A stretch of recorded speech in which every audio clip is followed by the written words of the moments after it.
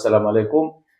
زه تاسو ته د سویټزرلند د ښار جنیوا نه هرکلی وایم. دې وخت کې ما سره چې کوم شخصیت ناست دی، مخکې هم څو پروګرامونو کې زما سره شرکت کړی، خو هغه اکثر د سکرین د لارې. نن او خوشقسمتي ده چې موږ د ناصر اندیشه صاحب سره د هغوی په دفتر کې ناست یو. دا دفتر چې دی دا د افغانستان د ملګرو ملتونو چې کوم دفتر دی، دا د هغې پرمننټ ریپرزنټیټیو یعنې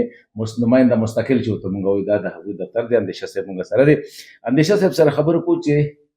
کار څنګه روان دی. بیا موږ چې کابل ته ایسلند هغه ته جنیوا ته راغلي یو، نو دلته چې کوم زموږ کوم مقصد دی د راتګ د پاکستان افغانستان یو سیولایزیشنل روټس په تلاش کې چې کوم دی امن دپاره، هغې دپاره راغلي. په یې به خبرې کوو. اندیشه صاحب السلام علیکم. وعلیکم السلام. مې خو چې ډېره مننه تاسو وخت رالم او تاسو زموږ مېلمستیا وکړله.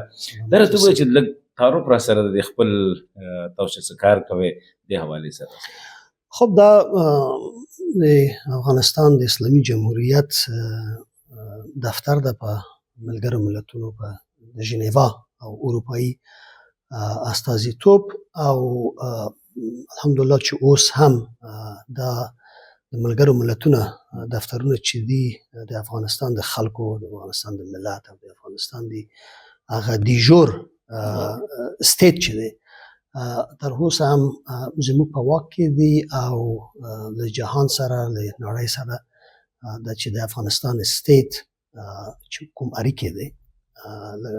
هغه هم د انټرنیشنل سټانډرډ سره یو ځای موږ په مخ بوزو.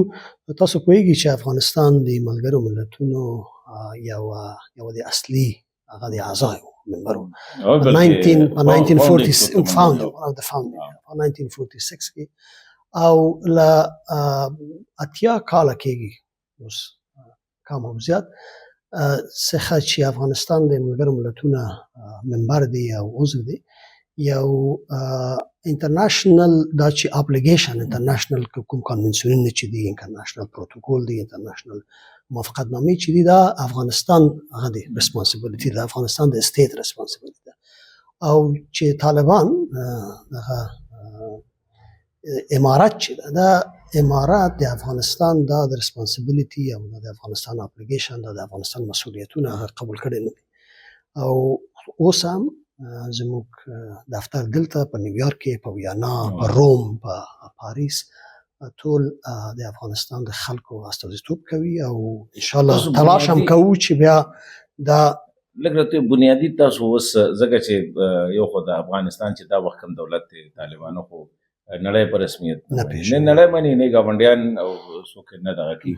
نو تاسو د چا نمایندګي کوئ؟ لکه د دې حکومت، د تیر شوي حکومت دلته کې تاسو ځکه چې خامخا تاسو به کابل سره واپس رابطې څنګه کیږي، یا چې د کنونشن دي یا تاسو یو ان ته څه ګیلئ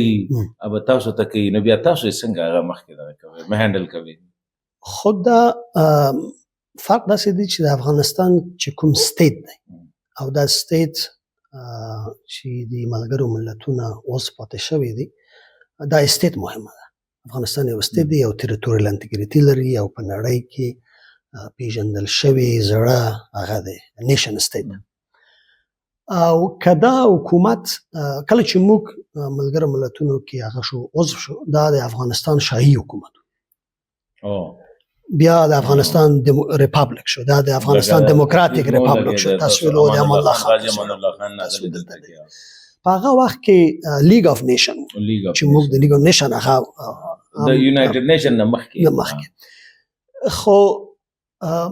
د انټرنیشنل بین المللي اړیکې کې اصل دا دی چې سټیټ کله چې یو سټیټ ریکګنایز شو، کله چې یو سټیټ د ملګرو ملتونو ممبر شو، دولتونه یې تغییر کوي او حکومتونه یې تغییر کوي. خو مشکل داسې دی چې ټول حکومتونه چې د شاهي څخه د جمهوریت دیموکراتیک ریپابلیک او بیا د اسلامیک سټیټ اف افغانستان او بیا د اسلامیک ریپابلیک اف افغانستان ټول د افغانستان مسؤلیتونه او د کنونسیونونه او پروتوکولونه چې وو، دا مسؤلیت یې قبول کړ. کله چې یو دولت مسؤلیت یې قبول کړي، اتوماتیک دا به کېږي د سټیټ او د سټیټ ریکګنیشن ورته ورکول کېږي. خو اوس مشکل داسې دی چې سټیټ شته د ملګرو ملتونو کې په ټول جهان کته ګوګل چې افغانستان دا بیرغ برازي او دا سفارتونه برازي، د خلک برازي. طالبان څوک هغه کې دو ډیفاکتو دي، څوک نه پیژني. خو زموږ مسؤلیت هم داسې دی چې دا تاسو چې تاسو اوس لکه یون ریکګنایز کیږي یون ریکګنایز تاسو زما کریډنشل چې وو د افغانستان د اسلامیک ریپبلیک راخو او اوس هم داسې خو دا یو هغه دی هغه ډېر مشکله حالت دی دا د انټرنیشنل ریلیشن کې یو انامولي ورته وایي دا یو استثناء ده خو په دې استثناء کې میانمار شامل وو په دې استثناء کې یمن څه مشکلات لري په دې استثناء کې سودان هم خپل مشکلات درلودل په دې استثناء کې وینزویلا پاتې شوی په اوس نه دی خو دا یو هغه ترانزیشنل پیریود دی او موږ فکر کوو چې دا زموږ مسؤلیت دی پروفیشنل ډیپلوماټ نو پروفیشنل ډیپلوماټ او فارن سرویس افیشل چې موږ دا زموږ مسؤلیت ده او ان شاء الله به فکر کوي چې دا د طالبانو 15 کال وسو یو دوره خلاص او خدای به وکړي چې دا دوره خلاص شي او افغانستان بیا یو مستقله با عزت دولت ولري چې د خلکو استازیتوب وکړي شي. اندیشه صاحب دا اوس جنیو کې چې دی ډېر ښه د اکټیویټي کوم چې مونږ راغلي وو هغه د شهره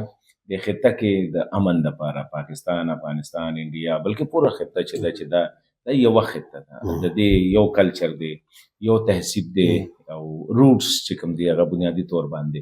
د حواله سره چې د مونږ کوم راغلو د اکټیویټي د تاسو دنه خبر یې په دې راته لګرانه واچو چې زموږ خلک تاسو د خلینو وري چې بعض خلک اکثر زموږ خلک لګ شکونه ډېر زر کوي کنه وی چې خو دا ډېره مهمه خبره ده چې د افغانستان پاکستان سنټرل ایشیا او منځنۍ اسیا ایران په خپل او د اندس سیویلایزیشن چې دی دا ټول یو هغه دی یو سیویلایزیشن دی یو خلک دی اوس نړۍ د سیویلایزیشنل سټیټ خاطر دی او دا سیویلایزیشن ډېر مهم دی چې وګورل چې کله چې پرزیدنت ترامپ ویل چې زه یو سیویلایزیشن ختم کوم هغه څه ډېر کرایسس وشو ډېر وپاړول احساسات د افغانستان پاکستان ترمنځ اوس هم سنټرل ایشیا واقعیت دی پخوا سنټرل ایشیا نه پخوا ټول هغه زارس راشیا او بیا سوویت یونین اوس هغه چې منځنۍ اسیا هم په خپل انډیپندنت او مستقل ممالک دي او دا مستقل ممالک زموږ او تاسو چې افغانستان پاکستان او نوردرن انډیا او ایران چې دي په دې خطه کې چې د سیویلایزیشن دی کدا د ابن سینا ویسینا ده کدا د البیرونی ده کدا د فارابی ده کدا رازی مولانا جلال الدین بلخی ده کدا امیر تیمور ده کدا د مغولو ګندهارا ده کدا تکسشیلا ده کدا د علامه اقبال دا ټول یو هغه دی بیدل دهلوی ده دا ټول یو سیویلایزیشن دی او موږ او تاسو د کولد وار چې او د پاکستان او انډیا د استقلال نه اخوا ټول اخته یو د جیو استراتیژیک هغه ته مخالفتونو او رقابتونو او لومړی دا د نورث ساوث کولد وار د کولد وار نه اخوا د وار ان تیرور اندیشه صاحب خبرې مونږ کولې چې دا کوم سپیسیفیک دا کانفرنس دی لکه اوس هم سړی که مونږ پوه کو تاسو چې مونږ تهذیبي جړې ګورو یا سیویلایزیشن روټس په دې کې دغه کیږي او دا د امن سره بیا د دې څه تاسو څنګه به لینک ودم خب دا امن سره مرو هغه لري ارتباط لري تماس لري خو ضرورت دې څه ضرورت دې څه دی چې موږ فکر کوو او دا فکر ان شاء الله په اسلام آباد او په ټولو منطقه کې هم شته چې اوس هغه د جیو پولیټیکل ترند چې ده پولیټیکل ترند د بدلون په حال کې دی او په دې بدلون کې لکه کله چې هغه د پاکستان او هندوستان او د جنوبي آسیا چې انډیپندنس او استقلال وشو هغه د کولد وار په لومړیو کلونو کې او افغانستان او پاکستان بیا په کولد وار کې اخته شو او رقابت یې شو کولد وار نه هغه بلکې بیا د دوی کولد وار خطرناک شو د کولد وار اخته شو کولد وار هم پراکسی وار و د خپل افغانستان په یو خوا د سوویت په بلاک کې او پاکستان د امریکا د وسترن په بلاک کې اخته شو بیا د 2001 کال نه اخوا دخوا بیا د وار ان ترور شو او د وار ان ترور چې و د اسلامیک اکستریمیزم داسې خبرې او دا هم د افغانستان او پاکستان ترمنځ د مناقشې او د شخړې او د جنګونه هغه و او په دې ترڅ کې د مجاهدین چې و په پاکستان کې میشت و او بیا طالبان او طالبان د جمهوریت په وخت کې هم پاکستان نه خو هغه تمویلېدل او کومک یې سره کېدل. اوس یو ترند بیل شوی دی. ترند اوس د سیویلایزیشنل هغه دی، سیویلایزیشنل اپروچ دا سیویلایزیشنل انشاءالله روغ جوړی وي یا د سیویلایزیشنل کلاش وي لکه چې پرزیدنت ترامپ او په دې سیویلایزیشن کې سنټرل ایشیا منځنۍ ایشیا چې دا ډېر هغه مهم لوب لري لکه چې پخوا په 19مه پیړۍ کې او په شلم پیړۍ کې په سنټرل ایشیا کې یا زارس راشیا او یا هم سوویت یونین او په خپل مستقل مملکتونه د خپل تهذیب د خپل کلچر او سیویلایزیشن سره نه. اوس او پاکستان چې د پاکستان او ناردرن انډیا افغانستان او ایران دا د اولد ترکو پرشن سیویلایزیشن هغه پارت حصہ ده او دا ازبکستان چې باندې سوچ نو دلته کې بدا ټول د مغول امپایر وو دا د صفوي امپایر وو په کې سلطان محمود غزنوي وو د افغانستان کې احمد شاه ابدالي احمد شاه سو په دې خطه کې یو سیویلایزیشن وغه د خطونه او د سرحدونه نو اوس هم خطونه او سرحدونه مهمه ده، ټریټوریال انټیګریټي ډیر مهمه دي ولی خبر یې سره روانه دي چې دا که سیویلایزیشن اپروچ پکې وي په سیویلایزیشن اپروچ کې موږ ډیر هغه لرو مناسبتونه سره یو ده دا د ګندهارا د چې سیویلایزیشن دا که تکساشیلا سیویلایزیشن دا که زموږ د منطقې کاپیسا د کوشان د باګرام ساحه چې ده یا دا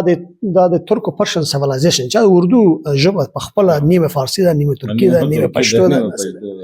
سو دا سیویلایزیشن اپروچ موږ فکر کوو د اردو خپل نوم چې کوم دی ټرکش پرشن دغه دی کنه اردو تاسو لشکر ته تاسو اردو وایي موږ فکر کوو چې دا سیویلایزیشن اپروچ که د افغانستان او پاکستان او بیا سنټرل ایشیا ترمنځ او بیا هم د پرشیا ترمنځ وشي زه فکر کوم چې ډیر هغه د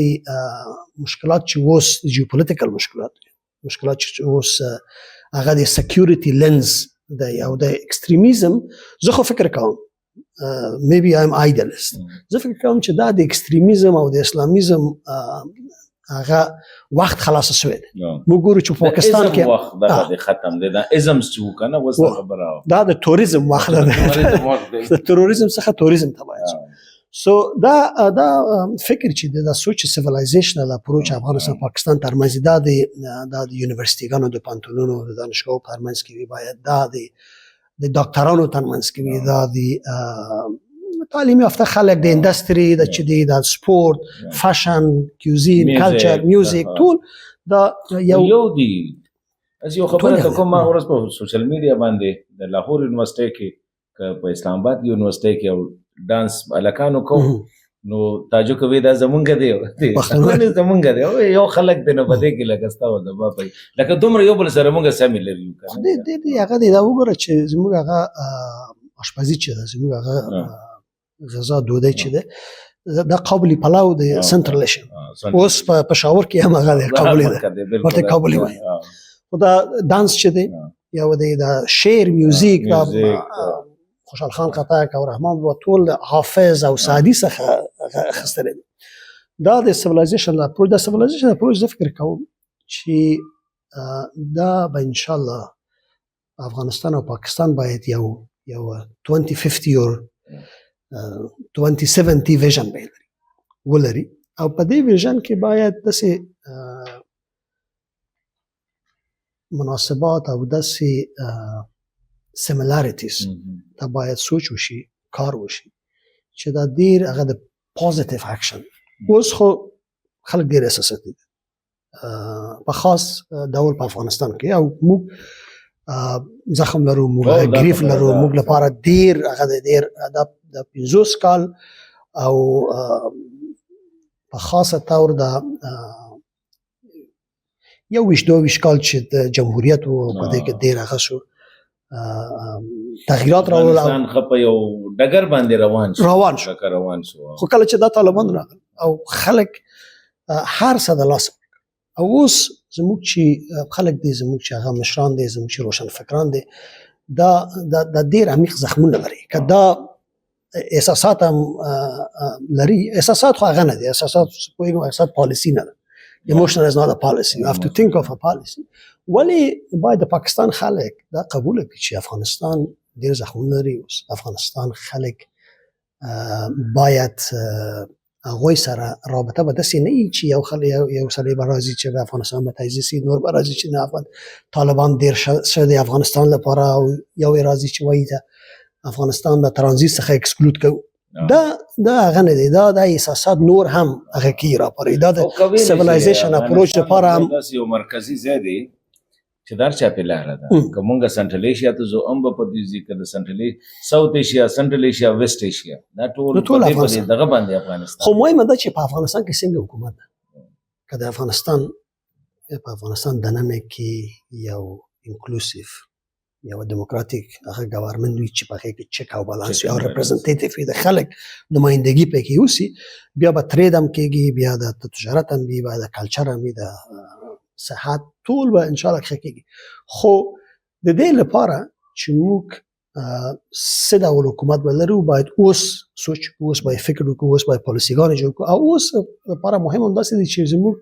پالیسي له ګاونډیو سره او د ګاونډیو پالیسي زموږ سره به څنګه افغانستان پالیسي زه فکر کوم چې زما خپله تخصص دی چې یوه ملیټرلی نیوټرل پالیسي او له اقتصاد او فرهنګ انټیګریټډ پالیسي د دې لپاره زموږ دا ډیالوګ چې ده سیویلایزیشنل ډیالوګ افغانستان او پاکستان او سنټرل ایشیا دا ډېر یو مهمه ټاپک ده او ډېر مهمه خبر ده او فکر کوم چې ان شاء الله به دا یو لاره هواروي آینده لپاره پروسس به هم کېږي پاکستان کې به ترکیه کې به لکه دې سنټرل ایشیا کې دی کې او کم خلک لږ اوس خو خیر چې کم راغوس ډېر لیمیټډ دي دا دغه دی پکې تاسو فیوچر کې لکه تاسو خبره وکړه چې را دي کې میوزیشنز آرټیست شاعر پروفیسرز ډاکټرز جرنالیست پولیټیکل لکه څومره چې دا سپیکټرم دی د سیویلایزیشن د تهذیب دا ټول به کېري کې مخې ته او ویژن دا دی چې دا 2050 لکه چاته یریدل نه دي پکار چې لکه دا زموږ خلاف لکه راغون شوي دي په جنیو کې په 2047 دا د افغانستان او پاکستان افغانستان او انډیا دا یو پیړۍ کې دراوړه 100 years what do we want in 100 years of our relationship do we still want two enemies after 100 years او یا موږ غواړو چې خپل ماشومانو ته او خپل یو ښه ارتباط یو ښه خطا یو مترقي او there are a lot of complementarities تجارت د صنعت د ترانزیت خو مشکل د دې چې په افغانستان او پاکستان د رابطې چې اوس فکر کوم موږ د پاکستان زما په فکر دوه اړخونه درلوده کله چې هغه شو انډیپندنس شو یو اړخ د اسلامست سیف هیون فور ساوت ایشیا دا د مسلمانانو لپاره یو خطه دی د هندستان د سب کانټیننت مسلمانانو لپاره او فکر هم چې وو دا افراطي فکر نه وو دا سیاسي اسلام فکر ولکه چې مودودي اقبال وو سر سید احمد خان وو داسې خلک چې په دې کې صاحب جمال الدین افغاني هم هغه درلود الفکر یو اخو او دا د پاکستان دی پولیټیکل اسلام سایت چې وو دا ډېر قوي شو د افغانستان په اړیکو کې لکه چې د کولد وار او افغانستان د انویژن اف سوویت یونین چې راغل افغانستان انټراکشن یوازې افغانستان انټراکشن یوازې د هغه سره پاتې شو د اسلامست ساید اف پاکستان او پاکستان یو بل ساید او بل اړخ دا و چې پاکستان یو ویسټ منسټریال دیموکراسي پاکستان هغه د برټش چې کوم ماډل و پارلمان یې درلودل سیاسي احزاب یې درلودل هغه د ریل پټلۍ ریل ګاډي درلودل افغانستان درلودل د پوسټ افیس او هغه ماجستریت او آرمی دا اړخ چې سیکولر اړخ و د سیکولر اړخ افغانستان او پاکستان ترمنځ هیڅ انټراکشن نه و د دیموکراتیک پاکستان خو د پاکستان هم دیموکراسي هم ډېر هغه خپل مشکلات درلودل استاد صدر اعظم دې اعدام کړ د هغه کودتاګانې وشو یو شی روانه ده او سټیټ سټیبلیټي چې ده د سټیټ فساد په پاکستان کې یو قانون اساسي ده په اتیا کال کې اوس یو هغه بیرغ ده یو ترانه ده ملي ترانه خو لدې زه فکر کوم موږ د څه فکر کوو چې موږ اوس باید د پاکستان د هغه اړخ سره چې انډستریال دی ټیکنیکل دی سیویلایزیشنل دی دا د دیموکراتیک سیستم دی پکې چې کوم لاسه دی اړخ سره باید یو ارتباط باید تامین شي او دا ارتباط ریشه خو باید زموږ د فرهنګ او کلچر او کلچر کې به ساتو ولی د پاکستان د افغانستان همیشه زموږ روابط چې یا د وزیرستان سره وو یا د پېښور سره وو یا د وانې سره یا د کوټې سره بس دنه مخکې تاسو نه یې خو کتلې دم دی چې تجار هغه ته کراچي ته تللی دی د مشکلاتو دغه لنی تاسو سفیر زما په یادو کې دا وسو سیبران له نو دوی به کوشش دا کو چې پېښور خلکو کوټه خلکو سره ملو شي د لاهور کراچي خخص تاسو ډېر خو خو تاسو زموږ هغه لکه تاسو خپل نه وکړل چې پاکستان سره تاسو نور ایکسپوزر وشي پاکستان یا خو پاکستان اوس وګوره چې پاکستان کې خیبر پختونخوا چې دی د قومي اسمبلی د یو اپوزیشن فورس اپوزیشن پولیټیکل پارټي په لاس کې په افغانستان کې د سوچ هم نشي کولای چې یو پارټي چې هغه صدر اعظم وي نه مني هیڅ نه مني او تر اوسه هم لري خپل اهمیت لري خو مشکلات دی دا مشکلات ډېر ولې سیستم د تا وګوره چې سیستم ډیریل کی دا پی ټی ایم چې دا منظور پښتون پی ټی ایم یو ګراس روټ موومېنټ دی د پښتنو لپاره د نوم هم هغه دی پی ټی ایم پښتون تحفظ موومېنټ هغه فوکس هغه توجه یوازې پښتنو حقوق لپاره په افغانستان کې هیڅ هغه سي پارټي نشته کوي هم دا زما په خیال پی ټی ایم په افغانستان کې هغه چې کمپیر کوي دا د محقق صاحب دی هغه سره هزار تحفظ په افغانستان کې هزار تحفظ مومن نشته کدی حزب وحدت اسلامي افغانستان نوم هم وحدت په افغانستان کې فکر وکړه سوچ وکړه چې په افغانستان کې یو پولیټیکل پارټي وی ګراس موومېنټ او د هغه نوم وی هزاره تحفظ موومېنټ او د هغه پالیسی د سوي چې موږ یوازې د هزارګانو حق او سره دا لکه څنګه چې دلته سره د پښتنو خدا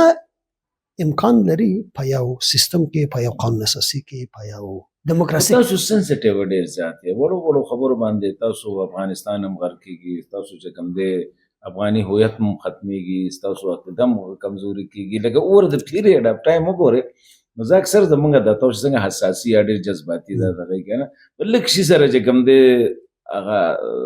ډیر کمزوري دغه تاسو راځي د افغانستان یو خو افغانستان لکه ماشاءالله د ټولو زوړ حیوان دی په دې خطه کې لکه د تاسو ګوره په 1928 کې امان الله خان د سره ډیپلوماټیک ریلیشن اسټابلیش کی په 1930 کې تاسو آئین جوړ کړی دی چې په خطه کې چې آئین پیژندم نه هغه تاسو جوړ کړی دی خو بیا هم تاسو هغه سایکولوژیکل یا دغه چې دی کمزوري دی لکه یو خو زموږ خپل کمزوري ده د افغانستان په دننه کې دا د ایجنسی چې ده موږ په خپل داسې فکر کوو چې افغانستان د افیرز چې دي ټول باید ملامت او سلامت باید هغه نور قدرتونه دا د برټش انډیا او د سوویت راشیا او د اوس پاکستان دی ایران اوس سنټرال شام ده اوس پاکستان دی تاجکستان یو خدای یو دوم د سې دي چې زموږ هغه د کو فاونډرشپ روایت ډیر مهم که افغانستان خلک د فکر کوي چې افغانستان فاونډینګ فادر یو ګروپ او بل ګروپونه د دې خطې د دې مملکت هغه نه لري، کوفاوندر لري، مساوي حق نه لري. بیا ټول روایت او ټول مشکلات هم د هغه د یو قوم او د یو ګروپ په غاړه کې وي. نور ملکونه چې دي د کوفاوندرشپ پاکستان چې دا اوس د وګوره چې که پښتون دی که بلوچ دی که پنجابي دی که دغه سندي دی که یو هغه استابلیشمنت شته. کله چې یو مشکل به راځي دا پنجابیان تنها حل نه کوي یا سند یې حل کوي یا بلوچ یې حل کوي. خب مشکلات به یو به زیات اخلي یا به کم اخلي. ولې یو هغه په افغانستان کې زه فکر کوم چې دیموکراسي لپاره یو پراخه سینه یو پراخه زړه ضرورت ده پکار دی. لکه چې دا پی ټی ایم اجازه لري چې خپل تظاهرات وکړي، مرکزی حکومت ته ګواښونه او شکنځلې او داسې وکړي، خو مرکزی حکومت یو څه هغه یې ولري سپیس برداشت. زموږ په هم داسې مشکل داسې دی چې موږ باید دا برداشت پیدا کړو، دا باید فکر وکړو که استاد محقق یو څه وایي، استاد محقق یو افغان او د افغانستان د اتباع په حیث حق لري د افغانستان کې هغه اسټیک هولډر دی، فکر لري، سوچ لري او دا هزارهګان د افغانستان کو فاوندر دی. دا که د افغانستان دی، افغانستان کو فاوندر خپله خبره دی، دا تغییر کړی دی. زه فکر کوم که دا فکرونه که داسې open minded and open hearted cool mind فکر کوم چې باید مغزونه باید سړه شي، قلبونه باید ګرم شي. اوس مشکل دی د قلبونه ډېر سړه دي، زړه ډېر سړه دی او مغزونه ډېر ګرم دي. او که څوک چې یو خبرې وکړي بیا به د هیل به رکروز کوي نشي که نه بس بیا. ولې مشکل داسې دی چې هغه واکداران چې دی دا ډېر چوپه خوله پاتې دي، جنګونه دی د موږ ترمنځ کې دي، څوک چې مني څوک نه مني، څوک ډیورن مني څوک ډیورن نه مني، څوک هغه کې افغان مني څوک افغان نه مني. دا مشکلات دا د ډایاسپورا د طالبانو خولې چوپه خپله هغه کوي کارونه کوي. لکه د هغوی وخت کې تاسو ګورئ که د کونړ څنګه چې د نورستان خلکو په خپله جرګه وکړه پاکستان فوجانو سره یا د کونړ خلکو چې کوم دی وکړله، که دا بل چا کړي نو ګورئ که تاسو کړي دا افغانستان هغه شوی دی. اوس ډیورلند هم تغییر وکړل او افغانستان تجزیه شو. نو زه فکر کوم چې دا چې دی دا یو واقعیت دی. دا واقعیت نه تنها په افغانستان کې دی، په ټول نړۍ کې دی. دا وګوره چې دا اکنامیک انټراکشن چې دا اکنامیک انټراکشنز اقتصادي او تجارتي اړیکې دلته په ژنیف کې دا اړیکې برن سره نه دي چې مرکز دی. د ژنیف ټول اړیکې اقتصادي اړیکې فرانس سره دي. دا په خپله د ایرپورټ چې د هوایي ډګر نیمایي د فرانس په دا نیمایي د فرنچ ټریټوري کې دی، د فرنچ په خطه کې د فرنچ د فرانس ټریټوري دی، ځمکه ده. خو ولې کوم مشکل نه ده، یو وایي دا د فرنچ سکتور دا د سویس سکتور. خو دا انټراکشن دا اکنامیک او دا دی هڅې وي په خوا کې دا د قبایلو دا د خلک یو بل سره اړیکه درلودل. که چې په پاکستان په سرحد کې یو پوسټ افیس یا که د برق او د بجلی یو څه، خو د اسانه دي چې د کونړ یو خلک راځي دلته یو خط پوسټ کړي یا یو ښوونځی وي چې اسم پیسې ورکړي سټمپ ته لګوه اسانتیا. زه فکر کوم چې دا اوس موږ پېښور کې ایرپورټ ته ډی خان کې ایرپورټ ته دا نو لکه دا چې اوس دا غځې خلکو ته خلک راځي فرانس څخه دلته په ژنیو ایرپورټ کې هغه کې استفاده کوي بیا ځي فرانس. دا خو مشکل نه دا خو د اقتصادي ده. یو بل خبره اورېدله دلته کې نن خو د جمعې ورځ ده، جمعه ته وې دې کې د فرانس هم خلک جمعه ته راځي. خلک د دې همسایګانو جمعه څخه راځي فرانس کې جمعه کوي. زه فکر کوم چې موږ لپاره دا باید داسې وشي، دا د سیویلایزیشن راپور جمعه هم ستاسو یو دی کنه لکه د فرانس نه خلک راځي سویټزرلند کې مونږ کوي. نو خو په جمعه کې موږ هم مشکل نه لري، جمعه یو دی په افغانستان ته، مدرسو یو دی مدرسو یو دی. وګوره چې دا کوم سولیدریټي چې منځته راغلی دی اوس د طالبانو او د پاکستانو ترمنځ دا د مولوي ادریس هغه څخه لکه چې دا نورو کې مو داسې نو دا څه بعد نور شي زه څه فکر کوم چې دا څه دی دا موږ لپاره کوم مشکل نه ولی کدا سیویلایزیشن وشي کدا ارتباطات فرهنګ ته مخه ته شریک شي دا د سپورت او میوزیک and everything دا ان شاء الله ډیر مننه سر ثانک یو خوشاله شوم سلامات اوسه خدای دې راوړي